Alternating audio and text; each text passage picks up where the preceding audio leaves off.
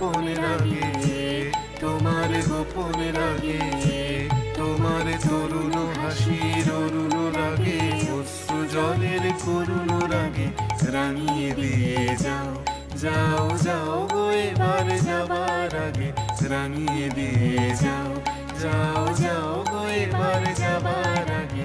রং যেন মোর মর্মে লাগে, আমার সকল কর্মে লাগে, রং যেন মর্মে লাগে, সন্ধ্যা দ্বীপের আগায় লাগে, গভীর রাতের জাগায় লাগে, রাঙিয়ে দিয়ে যাও, যাও যাও গো এবার যাবার আগে রাঙিয়ে দিয়ে যাও, যাও যাও গো এবার যাবার আগে।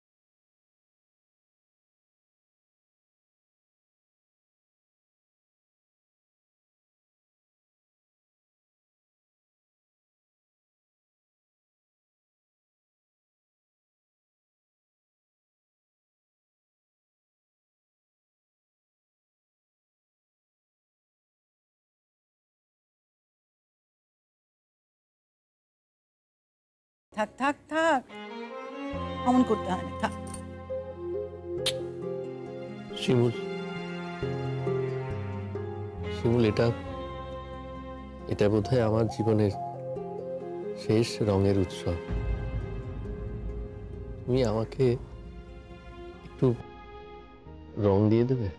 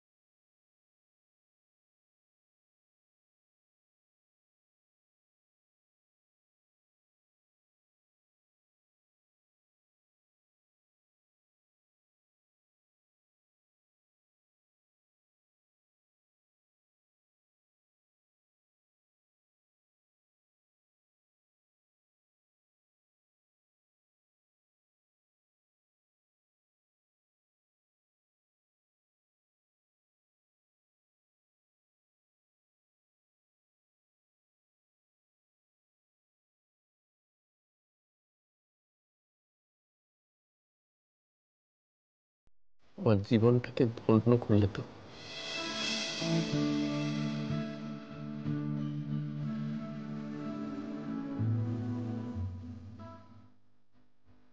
ভাই ভাই, তো বউ যখন তোকে নিরাতে রং লাগিয়ে দিয়েছে, তার মানে তোর থেকে সব রাগ চলে গেছে শিমুলের। বউ, তুই আমার বাবাইটাকে আর হারাচ্ছেটা করবি না কেমন? হ্যাঁ, ওর সাথে বাবাকে কথা বলবি, বাবা তো থাকবি। হ্যাঁ ভাই, বউটাকে কি সুন্দর করে নখ মাখিয়ে দিল, তুই নখ মাখাবি না বউকে? একটু সুন্দর করে নখ মাখিয়ে দে না রে।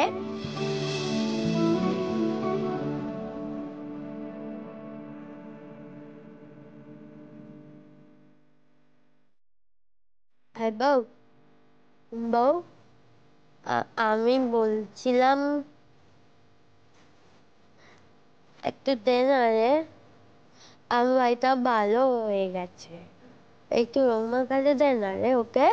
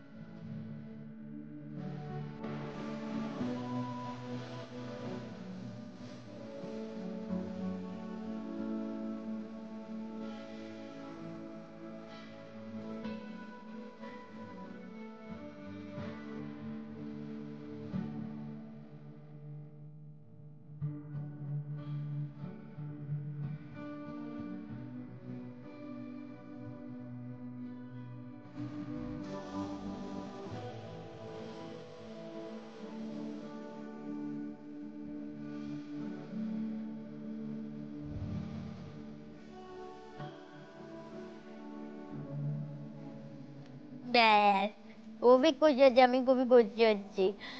চিমুল, তুই এখন থেকে এবার বেবিটাই থাকবি, হ্যাঁ? আর তোর যে বেটা ভেঙে গেছে না, সেই বেটা তোরা ভাইয়ের আভা বের হবে, ঠিক আছে? কি গো মা, বলো হবে না হবে না? চিমুলের সাথে বাইরে বে আর একবার।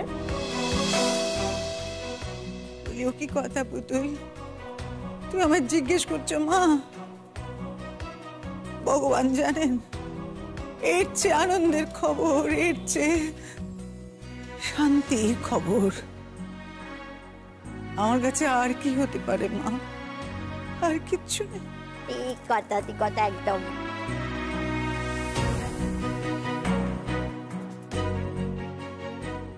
শিমুল,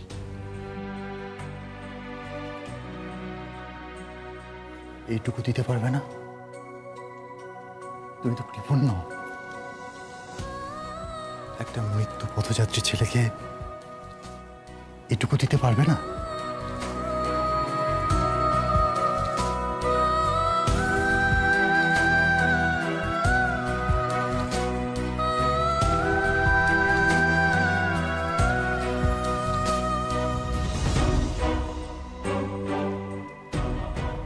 আমি রাজি।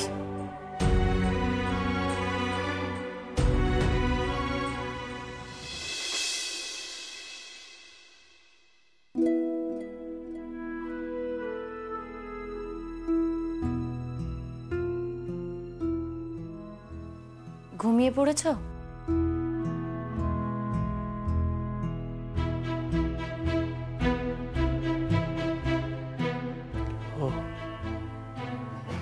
শিমুল, সবাইকে আজ রং লাগিয়েছি, তুমিও রং লাগিয়েছ। রং লাগালে বড়দের প্রণাম করতে হয়। মাথাটা একটু তোলো। না না, কি বলছো তুমি শিমুল? মাথা খারাপ হয়েছে নাকি তোমার? কেন? এতে মাথা খারাপের কি হলো? আমার মতো একটা মানুষকে তুমি প্রণাম করবে? না না, আমি এটা স্বপ্নেও ভাবতে পারছি না শিমুল। শিমুল, আমি এমনিতেই খুব লজ্জিত। নতুন করে তুমি আমাকে লজ্জা দিও না প্লিজ। আমি অন্তর থেকে প্রণাম করতে চেয়েছি।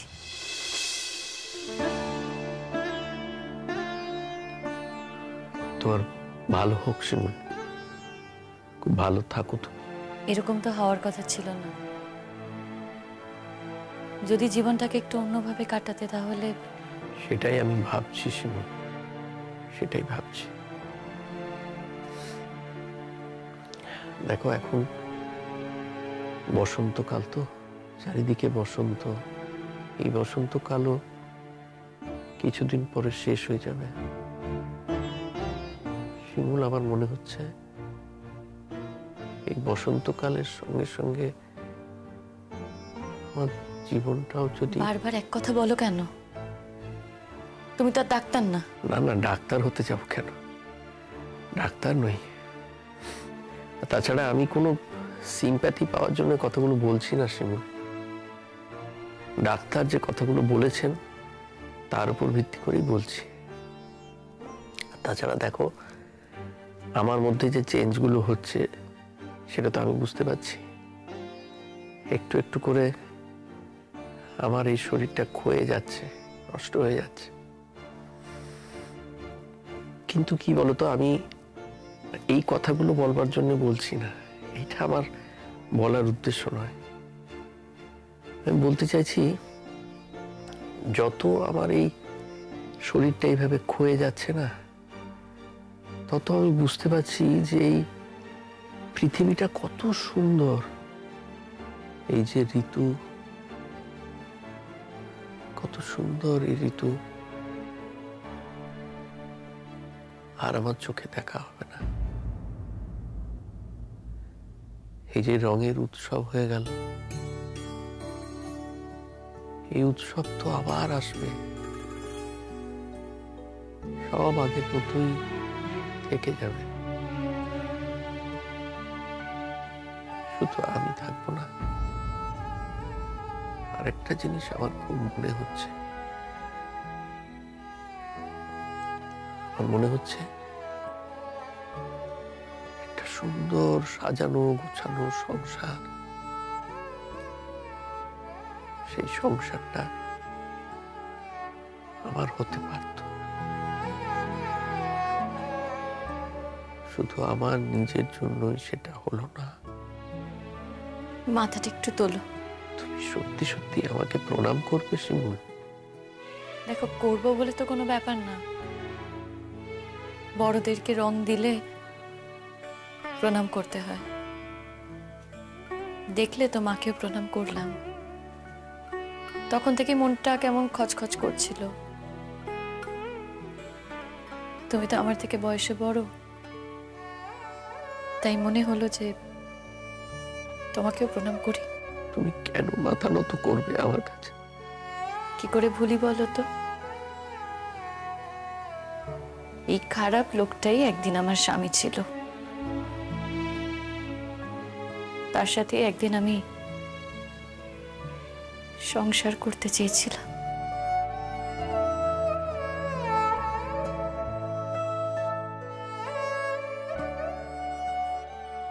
কি হলো?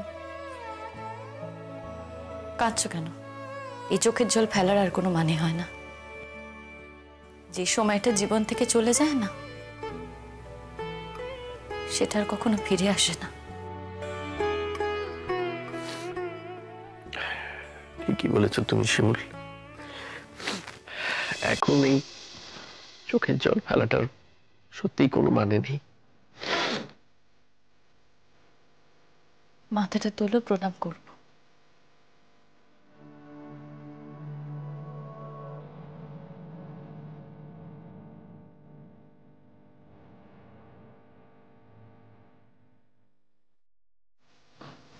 আস্তে আস্তে আস্তে উঠো, সোজা করো মাথাটা, আস্তে।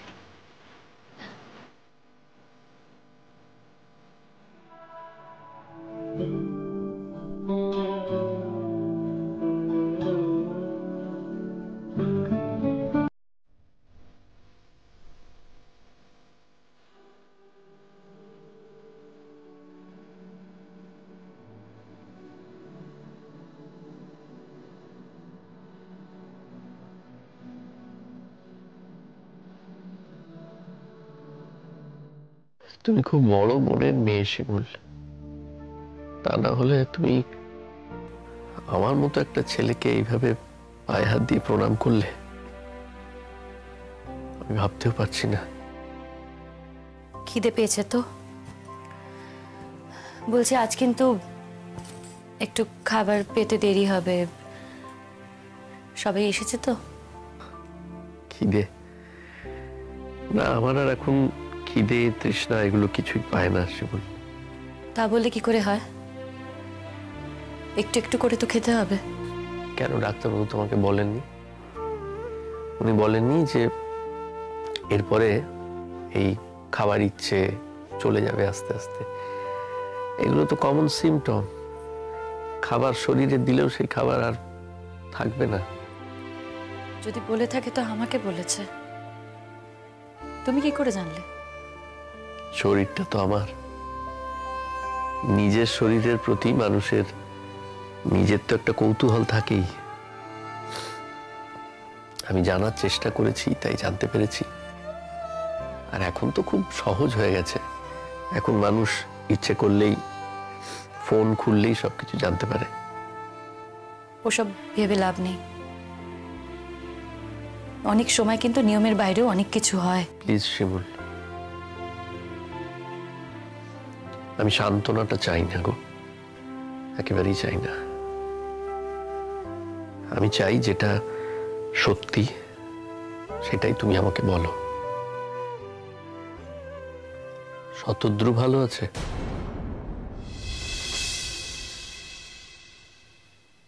হঠাৎ? আগেও জিজ্ঞেস করেছি অনেকবারই, কিন্তু সেই জিজ্ঞেস করাটার মধ্যে হিংসে ছিল। এখন আর কোনো হিংসে নেই গো। এখন সত্যি জানার জন্যই জানতে চাইছি। আছে হয়তো। দেখো শিমুল, তুমি এই বাড়ির কথা ভাবতে গিয়ে শতদ্রুকে অবহেলা করো না। আসলে আমি ওকে যতটুকু চিনেছি, বুঝেছি, ও না খুব অভিমানী ছেলে। ওকে অ্যাটেনশন ঠিক মতো না দিলে ও খুব কষ্ট হয়। আমাদের বাড়ির কথা বেশি করে ভাবতে গিয়ে তুমি আবার ওর সঙ্গে মিসআন্ডারস্ট্যান্ডিং করো না প্লিজ। এই পৃথিবীতে ওর মতো করে তোমাকে কেউই ভালোবাসবে না। তোমার কি আর অন্য কোনো কথা বলার আছে? আমি জানি শতদ্রুর কথা আমার মুখে শুনলে তোমার খারাপ লাগে, তবু আমি বলছি, এই কথাটা উঠলো তাই। শতদ্রু ফিরে গেছে।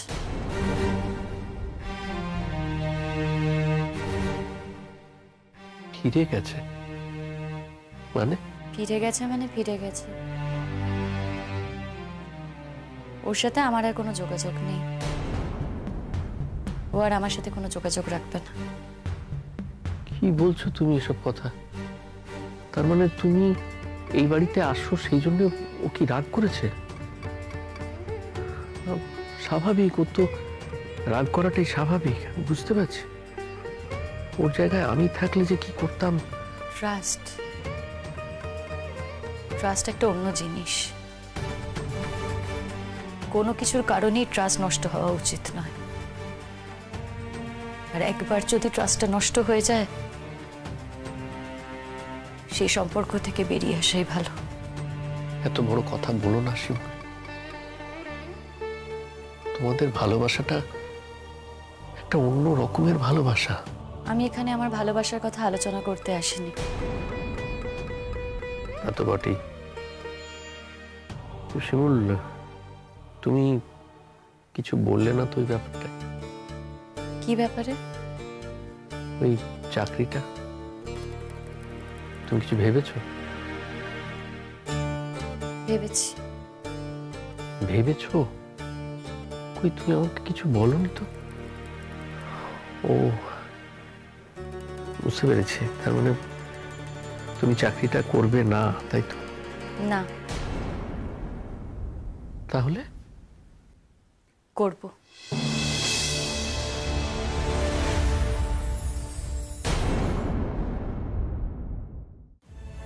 করবে? তুমি চাকরিটা করবে শিমুল? তুমি সত্যি করে বলো, তুমি চাকরিটা করবে? বললাম তো করব। কিন্তু তাহলে যে তার আগে জানি। তুমি ভেবো না শিমুল, ভেবো না। খুব অল্প দিনের জন্য, মানে এই ধরো একটা মাসের জন্য, এই কটা দিন আমি নিশ্চয়ই বেঁচে থাকবো। কাজটা না হওয়া পর্যন্ত আমাকে যে বেঁচে থাকতেই হবে শিমুল। কোন কাজ? এই যে আমার সঙ্গে বিয়ে এবং তারপরে আমার সঙ্গে ডিভোর্স।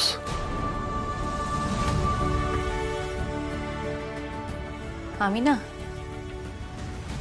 জীবনটাকে ওরকম ভাবে ছেলে খেলার উপাদান ভাবি না। ঠিক আছে, আমি দেখছি, আমি ব্যবস্থা করছি, যোগাযোগ করার চেষ্টা করছি। তুমি আর কি ব্যবস্থা করবে, যোগাযোগ করবে?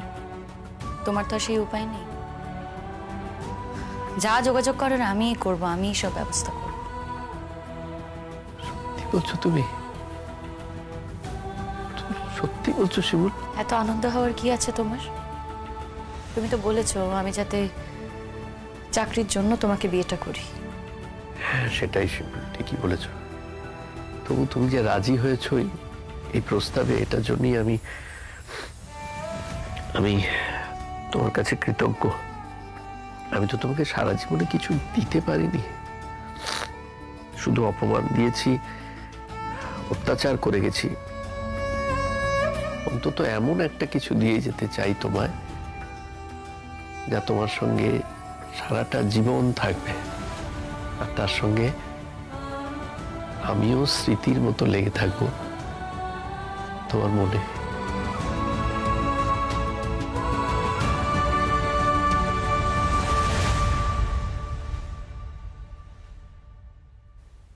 তোমাকে আমি স্মৃতি বানাতে চাইনি, তোমার সাথে আমি ভবিষ্যৎ দেখেছিলাম, আমার বর্তমানে চেয়েছিলাম,